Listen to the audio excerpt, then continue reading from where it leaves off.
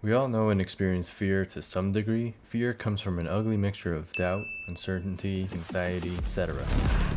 It can lead to things like undesired results from hesitation, inaction, overthinking, paralysis. But a little bit of fear can be good for us. It's not about never feeling it, it's about your actions and how you push through it that'll define you. But what happens when we conquer that fear and overcome it? We'll basically feel great about ourselves and gain confidence in our abilities and what we're able to face. This applies everywhere, but let's take a look at a few clips in game so we can learn to do what scares you.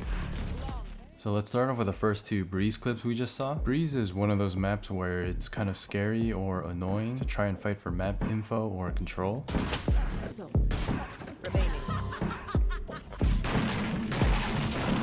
On defense, I take it upon myself, being the duelist and the jet, to make early pushes and fights to help us get control and info on defense. Now currently it's a close game, it's a tie game, and all my teammates are anchored up in sights, but we have no mid control. So I decided to walk down elbow early at the start, and we hear what sounds like most likely a B execute. We notice Chamber's trip on this side of the Viper wall. So right here I have a quick split-second decision I need to make. Either I push forward or fall back after I break it. I just want to note, if I were to back up and run away, please shoot the trip. There's no reason not to. Makes the enemy scared of a flank, etc. If it's right in front of you and it's easy, shoot the trip. But me, I'm opting to go past it, and once I cross through the Viper wall, it's gonna block its vision and won't trigger on me. Now, is this play risky? Yes. Is it scary? Yes. But within the context of the round, it's a calculated risk, and the reward is a round win and a bunch of free kills for me. Now, we're gonna see in a second that this worked way better than I thought it would, and I get way too excited. Like fear, anxiety can mess you up, even if it's a positive type of energy or excitement. So anyway, my initial reveal wasn't the cleanest, and I'm totally anticipating them to turn around and fight me, maybe even double swing me. So I was kind of in disbelief when initially first when I wasn't swung. Then when I chased after him, I was shocked to see that none of them were even turning around to acknowledge me. So I got too excited, wasted a lot of bullets, should have reloaded, ended up whiffing and could have lost the round easily off that. But luckily I at least got two and did win the round. But yeah, you can see clearly there was a moment of like overloading or overheating where we see through the replay we had plenty of opportunity to back up, reset. Because there's going to be a lot of moments in Val where you feel like you do so much and then you die and then you still lose the round, and it's like the worst pain ever. But what that pain should do is to teach you to try to close rounds out yourself as often as possible, as best as possible.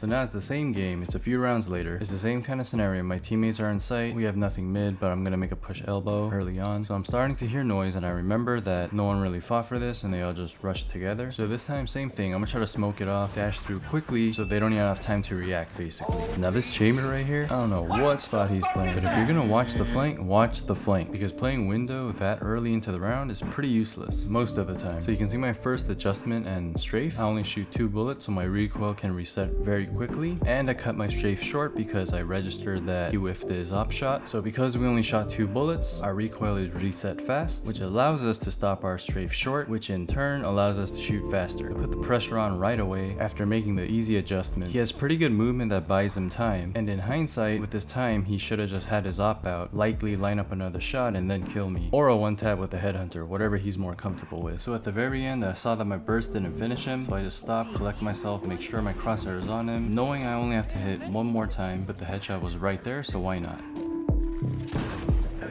Now, as a baseline, you should try to adopt the best method of play, playing standard and safe and whatnot, but you should also frequently exercise your individual playmaking when appropriate. Everybody gets a lot of opportunities no matter what role you play, especially duelists, but this goes for everybody. The hard part is finding the limits of yourself and making sure you're not throwing in the process. However, this thought shouldn't be the deciding factor. It should be your gut instinct. You shouldn't be worrying about the result. You should be worrying about how you can do whatever you're about to do the best you possibly can. This is also a good way to learn different scenarios quickly and often to level up your game sense faster. But this will only apply if you retain and keep what you learned from your past experiences and mistakes, and then apply it to the future to prevent the same mistakes. Playing standard and safe is good, but the reason you don't always want to be playing like that 24/7 is because I'd even go as far as to say even on a pro level, if you do that 24/7, although it's designed to be covering a lot of bases or situations, If it's too safe or too standard, it tends to be very predictable and very readable to the opposition. So in conclusion, you want to be playing in a way that can give you the upper hand by catching people off guard, as it'll give you an easier time just winning the fights straight up. But you also don't want to go too off the rails to the point where it's detrimental or hurting you and the team. So we just heard the chamber op in halls, that's the biggest threat right now, and we just lost a man in nest. So it's looking like they're split up right now a bit. Somebody pushed through mid, maybe one or two. We heard chamber halls earlier, and he's likely the lurker, but anyone could be anywhere. So I'm basically re-clearing where they poked their initial aggression at, because a lot of times teams will not re-clear or be wary and retrace their steps and just assume it's gonna be safe most of the time. We catch a straggler who's also the bomb, and we know where the last two are because that's the only empty spot on the map. That late mid control was probably more impactful than any rotations I could have done from there at that point. We're kind of stacked heavy towards A to start. Our B player calls many B, and our Sage pushes through with an aggro wall. So he goes down, so we know someone's holding outside of A main, and the rest are likely B. Now if I'm playing from A, I usually always come through down here because honestly I fucking hate it and I fucking hate this map, but I already know like 99% of people don't like taking this route either, so if nobody does it on the team, it's kind of bad. So I always end up taking it on myself to do that path, which again goes with today's theme. So the spike gets planted and I make contact with KJ and Viper ult goes down. Now you can see I was kind of looking over this direction, anticipating one of their teammates, KJ's teammate, to help out. I almost get caught out there, but luckily I just with the flick. The reason I knew that the enemy team was kind of hanging back, like B main area, was because my team was still around like the back of B site and they weren't dead yet. So I expected them to play kind of back. Had no one actually showed up, I probably would have kept pushing my advantage, trying to take space, quietly flank behind garage. So those were two nice big kills into the round. It accomplished for us, we don't have to worry about our flank, and for them, they're not sure if I'm flanking or not. So I rally back with the team to finish up this retake. Super lucky for us, the Viper was taken down, so it's only our ult that's up. And I think someone called back yellow and pinged there, so I tapped the spike, and I'm walking up this left side wall to get out of the line of fire. If he was B main and he just pre-fired me or spammed me, then I would have been walking in a straight line, I would have been screwed. But because he was called yellow, I trusted it, and then that's why I went this way. So you can see, because I was able to cover this ground, gain this space, I have a Vandal, he has a Phantom, I can't see his tracers, he could see my tracers, but I was able to get close enough that I could see like the smoke blooming off of his gun as he shoots, and we're able to get the round.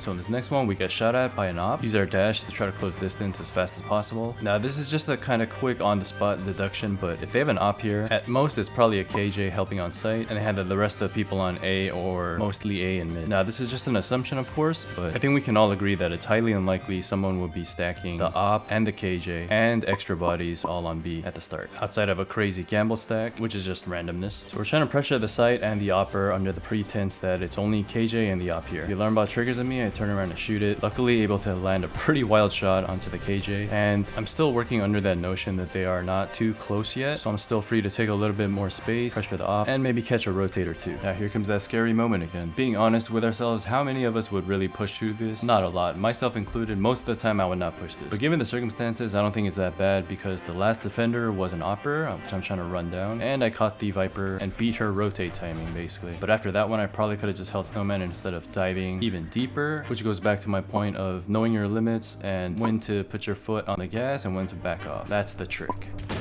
So we're doing a good old-fashioned A hit on split. This round I wanted to just go with the team, not hold flank, help take site. So I'm not worried about saving my cages, but I did want to save a trip for post plant or something. So I use cages for ramp so we can cross in, and it's a good thing I did because it's a fucking bloodbath. We trade on the first guy flower, which is huge, kills our crossfire, and we can only focus on like sight now, which allows us to finally take space forward because at the moment they got us held at this choke point. It allows us to get the Cypher ult off, and I'm holding for the elbow swing just in case. With the first ping we see exactly where everybody is, dealing with their stacked trap play step by step, and now this last guy on site is pinned out both ways from elbow. With that little bit of presence of mind and a little bit of crosshair placement or pre-aim, makes this next crucial pickup look easy. Check my cam real quick, and right then Breach is coming out with a flash. For some reason I really thought he was going to be coming elbow, so I keep checking the right side. Teammate wins the duel, and then the last guy is spotted. Now there's no reason to get cute here, there's a lot of time left. He just killed my teammate, I know exactly where he is, I have a better gun, I don't want to lose sight of him, so I'm gonna instantly go for the fight and go for the trade, and ultimately the win. You can see because of the far range, each of my steps or strafes only have like 2 bullets between them. You can see his bullets kind of lagging behind, shooting where I used to be right before I took my steps, and I'm able to line it up within 2 or 3 chances.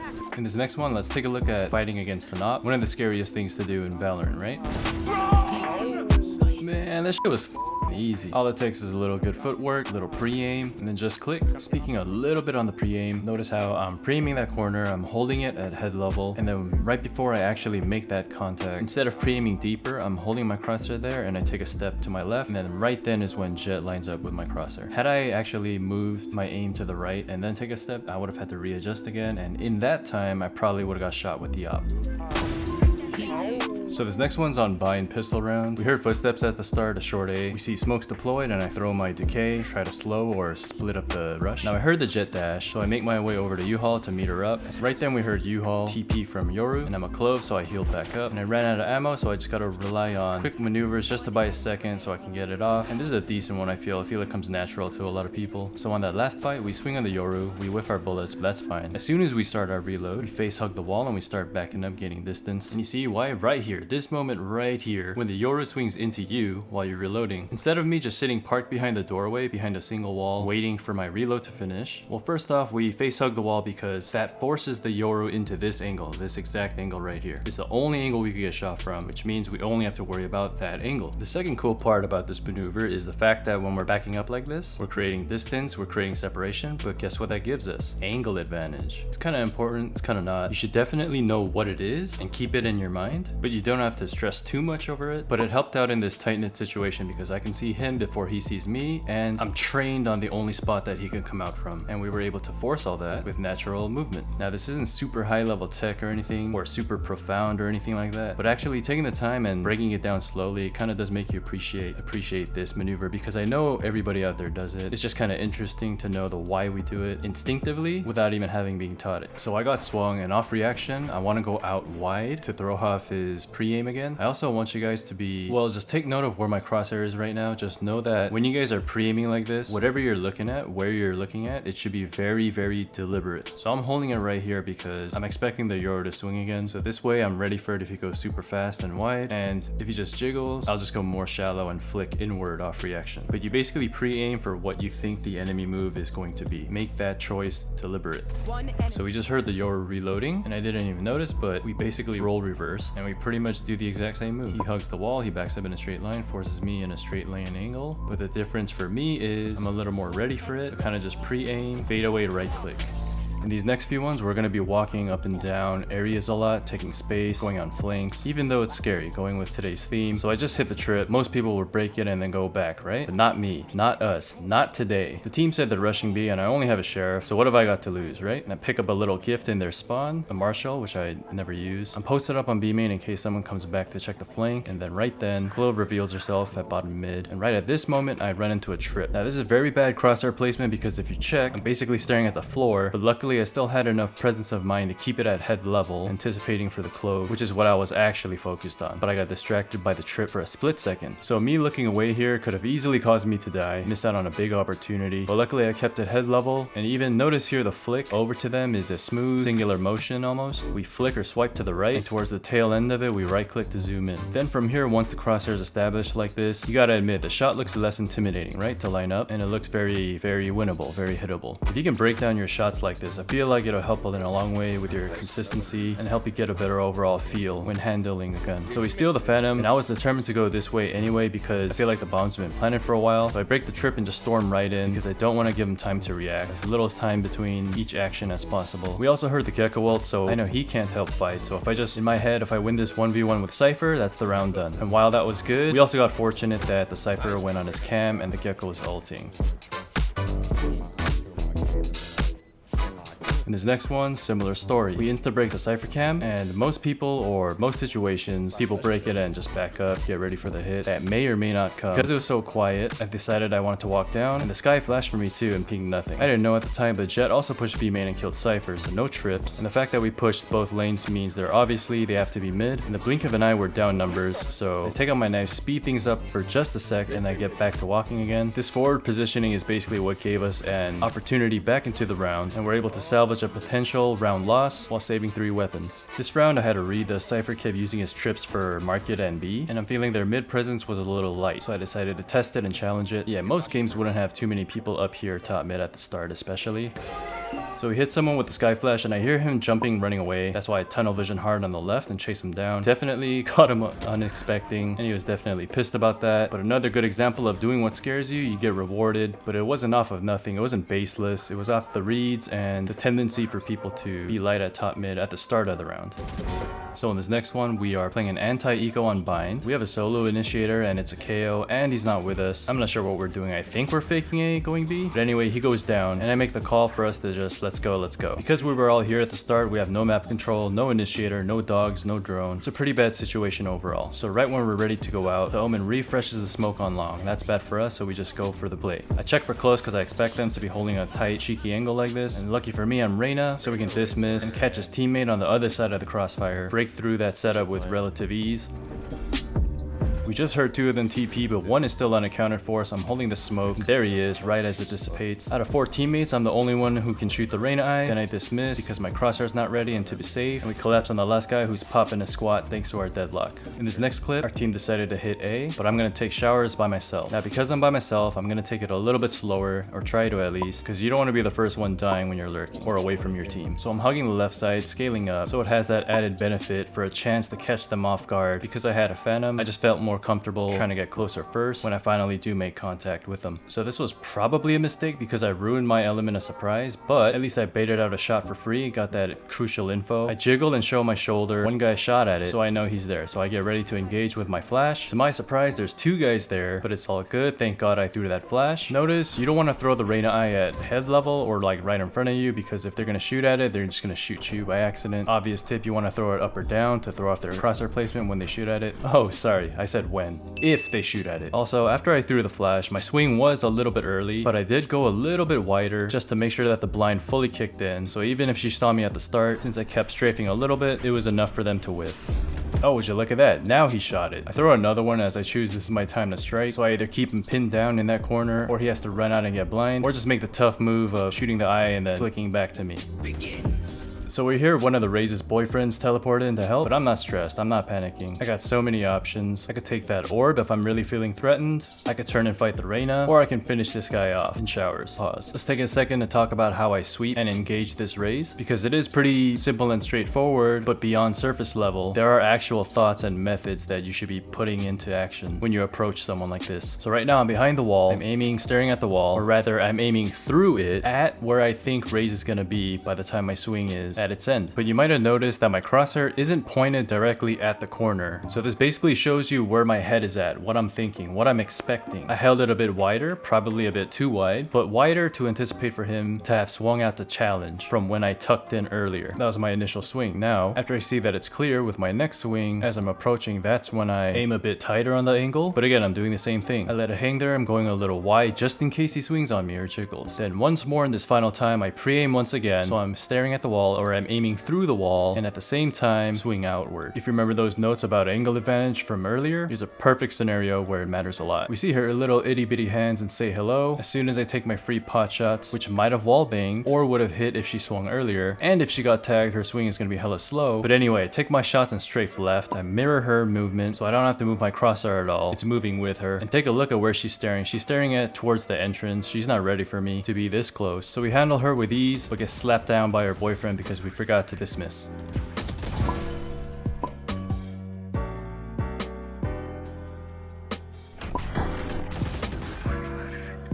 So in this next one, we're on defense ascent. I test my luck by challenging B main right away. Now, had anyone been here, or they were making a lot of noise, sound like they were rushing, probably would have either just walked back or scoot myself to the corner of B main and try to catch one, dismiss out as they're running in. But nothing was there, so naturally I take the space. You can see for a second I'm about to contemplate rotating through cat to help my team, but I say, nah, f that. I'm not scared. Not me. Not today. Put on my big boy pants and go for the flank. Now if you'll notice, they have 2 sentinels. But lucky for me, they didn't put anything up to watch their flanks because it's just pistol round. They just 5-man rush A. They didn't bother with any safeguards or protocols. So there's no way for them to anticipate this fast flank, which hits at a perfect timing because my team almost has their entire focus shifted onto them. And I close it out with 3 clean 1-taps. In this next one, we start off with a little bit of aggro info play early on. Omen tells me he's gonna one-way B main, so I say okay. And I hold this cheeky little angle corner corner right here in case anybody does that. And we're all trying to be careful for the jet knives and the chamber op. Well, jet's gone now, so we just got to be careful not to overpeak the chamber op in an easy round. That nice little micro play at the start gave us the advantage, and on defense we can just chill, hang back. We don't have to do anything too crazy. That's the whole point of that micro play in the beginning. We got that advantage, we gotta hold it, close the round out, otherwise we threw that shit away. Risky sloppy jiggle for me, but I did get the info and I don't challenge it again. Look at me backing up, trying to spam for some free damage because I know he's gonna be keep on holding that. So yeah, even on defense we went crazy at the start, got what we wanted, backed off. Now we can play safe. Jet's got a pick, I'm holding whatever's open so my team doesn't get flanked somewhere on the map. So the team basically fizzles out because they're all walking by themselves in different lanes. We all lock down our lanes, win our ones, and I run down the chamber up for the last guy to close it. You can see at the very end here I'm doing the same thing I talked about in the bind clip, and again it looks like the same problem, a little bit too wide right before we make the actual final contact, which matters more here because he's having an op, so he's not going to really like super wide swing, so holding tighter there is definitely the right call.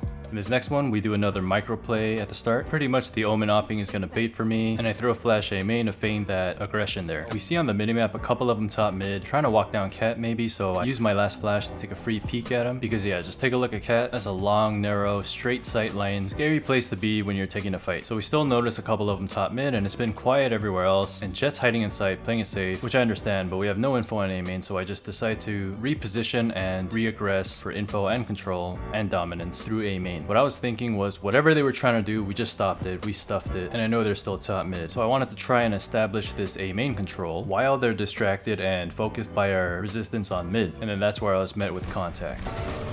What the fuck? Good done. Retardation. Hello there. Holy Jesus. What is that? So in this next one, we're attacking on A Lotus, another example of aggressive space taking. The enemy was quiet, they didn't challenge A much, but I am scared because our wall is up that they might be hiding behind this. Raze doesn't give a fuck, he just goes through, clears it, nice. We already have our smokes down, and before theirs bloom, I'm able to clear close left, which allows me to focus on the right because I know there's no crossfire now. And then when I've met with zero resistance, then I take my chances and push up even further. We're gifted with two guys who are not ready because I had positioning priority in the smoke first. Almost got the third guy, insta-dink. Now there's an argument that I should have backed up after two, but I had a dismiss ready, 150 HP, and I insta-dinked him. I think it was just pretty unlucky he got a double dink instantly. In this next clip, we're playing defense on Lotus. We start at A, we're on our way to help out over at B. The Heaven player gets killed by Jet, and I hear her scooting up, trying to hide behind the smoke, so I spam her. Luckily, she was lit. Now you can see, even as early as right now, I made the decision to go wrap long flank, because I figured if I just sat around and waited there, or wrapped towards Waterfall with the rest of my teammates, we're all attacking from the same angle, and I'm just sitting up there, B Heaven smoked off, mollied off, etc., wasting time. So I thought wrapping and making a big play was the ticket to this round. So I'm being pretty careful, checking to make sure that there's no A lurkers, and then when I see the doors closed, I pull the trigger and go for it. And well, what do we have here? You love to see it. Caught them all with their pants down, but oh shit. Ran out of bullets because I didn't have time to reload between hitting the door and them. Just take my time, reload, don't panic or freak out. Secured it nicely. In large part thanks to that early decision to decide to flank around. So we started on defense. As you can see, we've given up directly fighting for A main. Now the fact that they smoked us off is just a little bit odd, but not overly. It pretty much shifts our focus to tree, breakable, or they might pop flash through it. So I make my way over to tree room to try to help Raze hold this. Unfortunately, I'm not able to do much because I'm instantly dinked, so I just try to distract and assist with flashes. Luckily he gets two, but the Omen parked at that angle makes me fall off. And as we turn back to A stairs, look at what these motherfuckers is trying to do. So I warned my teammates that Cypher could be lurked upstairs and they're watching my back through Heaven, and we can still hear some dudes running around outside of A main. So I'm staying parked here because it just feels like they're still gonna re-hit A. I feel like Cypher's just looking around for a pick, and he like lurked through A stairs, wrapped around B, through breakable, back out to A main or some shit. I pre-ulted in preparation, and I'm anticipating this tight angle right here, and then bam, we catch the Cypher. So now their lurk flanker is gone. They opened the tree door earlier. I'm flashing out front of sight in case anyone was running up that way. We hear Gecko's flash coming in from our side. We dodge it, and then right before the enemy Omen smoke blooms, we're able to catch a glimpse and a nice peek onto one, then two.